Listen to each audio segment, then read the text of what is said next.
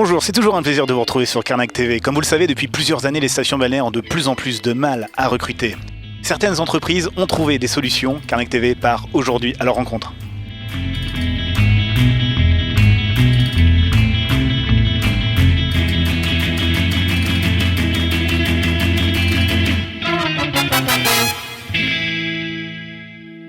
Bonjour Camille. Bonjour. Vous êtes combien à travailler dans ton équipe au Petit Prince? Alors là, en ce moment, en vendeuse, on est 12. Après, j'ai un cuisinier, on a également 4 boulangers, un apprenti. Alors pour la plupart, ils n'habitent pas à Carnac. Je dirais dans l'agglomération d'Auray, Plumergat, Loqual, Auray. Il y en a même certains Plouarnel, La Trinité. Et il y en a quelques-unes qui habitent à Carnac. Je dirais qu'il n'y en a que 2 qui n'ont pas leur permis et qui viennent à vélo. 2 gars en Boulange qui étaient en camping, je crois, l'année dernière. Bon, ils faisaient ça, c'était la saison et c'était cool. Le prix qu'ils payaient en camping, du coup, ils gagnaient plus trop d'argent. Les campings ne baissent pas forcément, ne font pas de prix pour les saisonniers. Étant donné qu'ils peuvent remplir par des gens qui payent plein pot à la semaine. C'est pour ça finalement on a de moins en moins de saisonniers qui vont au camping. Qu'est-ce qui les empêche, tes collègues, d'habiter à Carnac? Alors je pense que c'est clairement le marché de l'immobilier, il n'y a pas grand-chose pour les gens à l'année. Et même les saisonnières, elles n'ont pas réussi à trouver... J'en ai une qui est en colocation à Carnacbourg et c'est la seule en fait qui a trouvé quelque chose là parce que les autres en fait sont chez leurs parents. Elles sont toutes en études à droite à gauche en France et après elles sont chez leurs parents l'été ou sinon après ça va être des maisons de vacances, les grands-parents.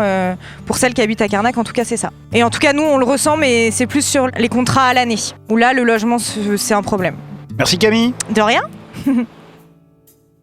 Alors, je m'appelle Robert Plumier, je suis arrivé à Carnac en janvier 2019 pour prendre la direction du Casino Circus. Alors actuellement, on est environ 35 employés à l'année, plus en général 2 ou 3 saisonniers l'été pour le supplément d'activité. Alors la majorité sont des purs bretons de racines, mais nous avons aussi quelques éléments extérieurs. Heureusement, la France est quand même un joli pays, donc il faut profiter de toutes les richesses.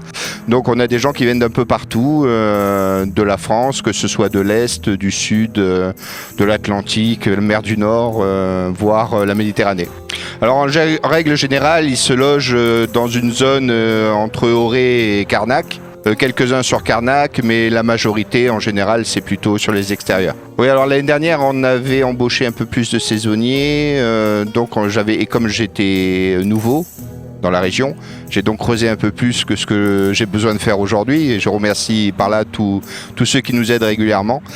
Et j'avais trouvé une maison des jeunes sur Quiberon, mais il fallait réserver relativement tôt pour loger les saisonniers. Et finalement j'avais trouvé des logements sur Auray, près de la gare. Ça a été aisé de les loger l'année dernière. Vous en prie. Vous voulez un café? Bonjour Camille.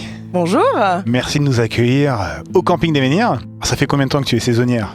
Je fais les saisons depuis 5 ans maintenant. Dans les campings?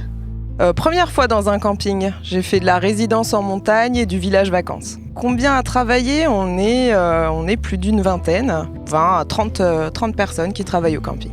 La problématique du logement en saison, comment tu l'appréhendes? Je fais partie de ces saisonniers qui choisissent toujours des emplois logés.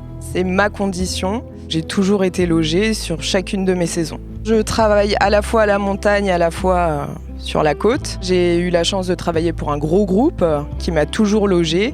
Donc j'ai eu même la chance d'être logée dans une résidence 5 étoiles, dans un appartement client. Pour moi, ça s'est toujours bien passé. Après, c'est vrai qu'en station de ski, ils sont également en pénurie de logements, puisque les particuliers préfèrent louer leur logement à la semaine que de louer sur toute la saison. Alors, il y a 17 saisonniers qui sont logés sur le camping. Et les autres? Les autres sont à l'extérieur. C'est souvent des personnes des alentours, des personnes qui viennent de Auray notamment, et qui font la route tous les jours pour venir travailler. Dans la station dans laquelle je travaillais, ils ont mis en place un projet immobilier. Donc ils vont construire en formant une SCI avec l'ensemble des restaurateurs et commerçants qui sont intéressés. Ils vont construire un bâtiment saisonnier pour répondre à ce besoin de logement. Il y a un financement du département qui est mis en place. Donc c'est vrai que même les institutions sont au fait de cette pénurie de logement et donne des solutions aux professionnels pour loger les saisonniers. Parce qu'en station, on est plus dans un endroit clos. C'est difficile de venir tous les jours de la vallée et de monter dans la station.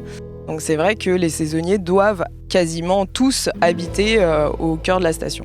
Merci Camille d'avoir répondu à nos questions. Merci Stéphane de nous avoir accordé quelques minutes. Avec plaisir.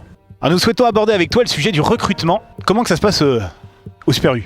Bah écoute Jean, ça c'est le point faible de notre station balnéaire. Donc il y a quelques années, quand on a racheté notre point de vente avec Sophie, mon épouse, on avait une maison sur le parking que tout le monde appelait à l'époque la maison du Cassou, qui nous a permis de loger pendant des années entre 8 à 12 personnes tout le temps, où on faisait justement un loyer à zéro parce que la maison était vétuste, mais ça nous permettait de leur proposer un toit sur le magasin pour qu'ils puissent avoir un logement pour pouvoir au moins venir toute la saison. Cette maison a été détruite maintenant l'année dernière, ou en début d'année, pour laisser place à des places de parking.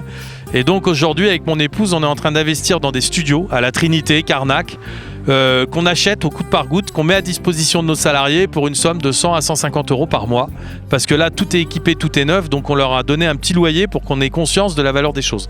Et c'est un peu notre bataille tous les jours au quotidien pour loger nos employés. Alors, on en parle souvent avec monsieur le maire, ainsi qu'avec monsieur le président de l'ACTA, Philippe Leray, ça nous est arrivé aussi. Enfin, la mairie a les mêmes soucis que nous, de toute manière, avec ses saisonniers pour nettoyer la commune. Hein. Eux, je sais qu'en discutant avec Pascal Lejean, il m'avait expliqué qu'ils logeaient les saisonniers dans des campings en achetant ou en louant des mobil-homes. Donc l'année prochaine, dès qu'on aura fini la saison avec Sophie, on va essayer de s'orienter sur peut-être mobil-home pour essayer de trouver des logements supplémentaires. Il nous en faudrait, là on en a 4 pour l'année prochaine, 4 studios, il nous en faudrait encore 5 ou 6 places, 7 places, voilà. On arrive à 10-15 logements saisonniers. Combien d'employés en pleine saison ? Écoute, c'est très simple, l'hiver on a environ 60 personnes et on passe entre 180 et 200 l'été. Donc on multiplie par 2,5 voire 3 tous les ans la capacité des équipes dans le magasin. Sachant quand même la grande partie c'est quand même des jeunes du coin.